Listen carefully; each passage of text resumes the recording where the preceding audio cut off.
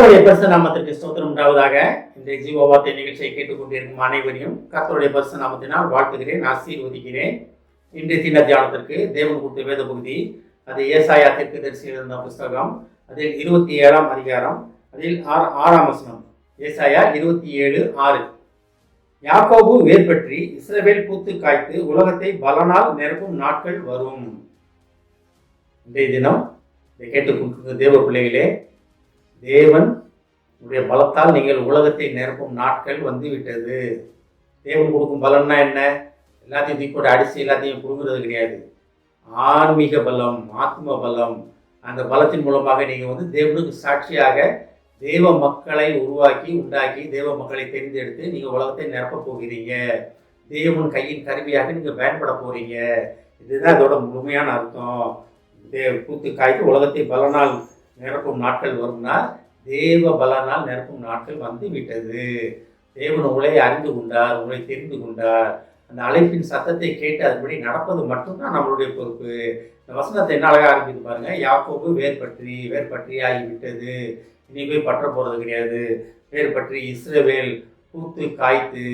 அப்ப இதெல்லாமே ஒரு சில ப்ராசஸ். ஒவ்வொரு ஸ்டெப்பா ஒரு விதையை போட்டீங்கன்னா அது வேர் வரணும். வேர் நல்ல பூமியில் இதானோன்னா வெளியே செடி முளைக்க ஆரம்பிக்கும். அந்த செடி மரமாகும்.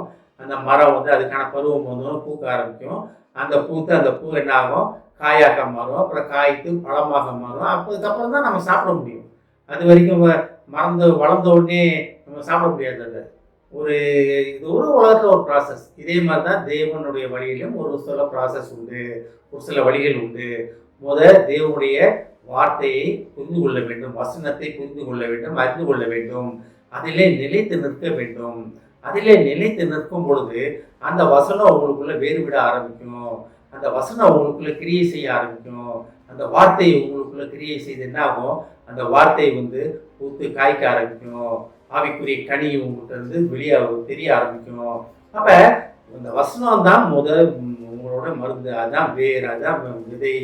அதான் தான் வசனத்தை தண்ணீர் மேல் ஆகாரத்தை போடு, அநேக நாட்கள் பின் உங்களுக்கு பலன் தெரியும் அப்படின்னா, தண்ணீர்ன்றது மக்களை குறிக்கிற ஒரு வசனம், எல்லாத்துக்குமே தெரியும் அது. அப்ப வசனத்தை சொன்ன உடனே ஏற்றுக்கிறவங்க வழியர்களை விதைக்கப்பட்ட விதைகளை பற்றி நல்லா பார்க்குறோம். நல்ல நிலத்தமாக இருக்க வேண்டும் நம்ம. அப்போ நல்ல நிலமான விதத்தில் இதில் நம்ம வசனமாகிய விதை நம்ம இருதயத்தில் நம்ம மனதிலே தங்கி வேலை பார்க்கும் பொழுது அது வேர் பிடித்து வளர்ந்து பூத்து காய்த்து பலன் தரும் நாட்கள் வந்து விட்டது. இதில் வரும் என்று தீர்க்கதரிசனமாக சொல்லப்பட்டிருக்கிறது. ஆனால் புதிய ஏற்பாட்டின் சத்தியத்தில் வாழ்ற நமக்கு இது நடந்து விட்டது. ஏற்கனவே வசனம் வேர் பிடித்து விட்டது, பூத்து காய்க்க ஆரம்பித்து விட்டது. அப்போ பூத்து காய்த்து அது என்ன பண்ணணும்? அநேகருக்கு கனி கொடுக்க வேண்டும். தேவனுடைய பிள்ளைகளே, நீங்கள் அநேகருக்கு கனி கொடுக்கும் பிள்ளைகளாக கர்த்தர் உங்களை அழைத்து கொண்டிருக்கிறார். அதனால தான் அந்த வசனம் உங்களை நோக்கி வருகிறது. இந்த மாதத்தில் நீங்கள் அநேகருக்கு சாட்சியாக நிற்க போகிறீங்க. அநேகருக்காக நீங்கள் ஜெபிக்க போகிறீங்க. அநேகர் கூடத்தில் விடுதலை பெற போகிறாங்க. இதுதான் காய்த்து பூத்து கனி கொடுக்குறது. ஒரு சாதாரணது கிடையாது. உங்களுக்கு அந்த கனி நீங்கள் மட்டும் வச்சுக்க போகிறது கிடையாது. அநேகருக்கு பகுந்தளிக்கும் பாத்திரமாக நீங்கள் மாற போகிறீங்க. இந்த மாதத்திலே அநேக அடையாள அற்புதங்கள் உங்கள் கையால் நடக்க போகிறது. அதை மட்டும் விசுவாசிங்க. யாக்கோபு வேர் பற்றி இஸ்ரவேல் பூத்து காய்த்து உலகத்தை பலனால் நிரப்பும் நாட்கள் வரும்.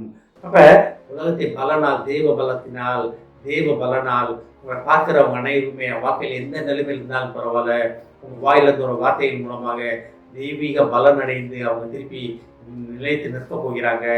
இது உங்களுக்கு ஒரு ஊழிய அழைப்பாகவே நான் சொல்லலாம். அப்ப நம்ம இந்த இடத்துல இருக்கோம். கர்த்தர் உங்களை அழைத்து கொண்டிருக்கும் தேவனுக்கு நம்ம என்ன பதில் சொல்ல போகிறோம் என்பதை நம்மை ஆராய்ந்து பார்ப்போம். ஜெபிப்போம். எங்களை அதிகமான அன்பின் பரலோக பிதாவே, அப்படி நாங்கள் வேர் பற்றி பூத்து காய்த்து கனி தந்து உலகத்தை அதன் பலனால் நிரப்பும் நாட்கள் வந்துவிட்டது என்று எங்களுக்கு உறுதியாக சொல்வதற்காக நன்றியாக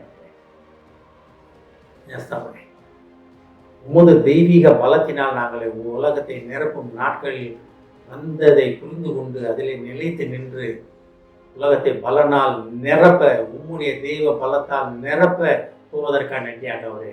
அதற்காக நீங்களை அழைத்ததற்காக நன்றியாகவரே. நீ கேட்டுக்கொண்டிருக்கும் ஒவ்வொருவரையும் ஆசீர்வதிக்கிறோம் அப்பா. ஒவ்வொரு குடும்பத்தையும் ஆசீர்வதிக்கிறோம். ஒவ்வொரு குடும்பமும் உம்மில் வேர் பற்றி பூத்து காய்த்து பலன் தரப்போவதற்காக நன்றி ஆண்டவரே. குடும்பத்தில் உள்ள ஒவ்வொருவரும் உமக்காக எழுப்பி ஓடப்போவதற்காக நன்றி ஆண்டவரே. ஆசீர்வதிக்கிறோம் அப்பா. இயேசுவின் மூலமாய் கேட்கிறேன் நல்ல பிதாவே, ஆமென். கர்த்தர் உங்களை ஆசீர்வதிப்பாராக.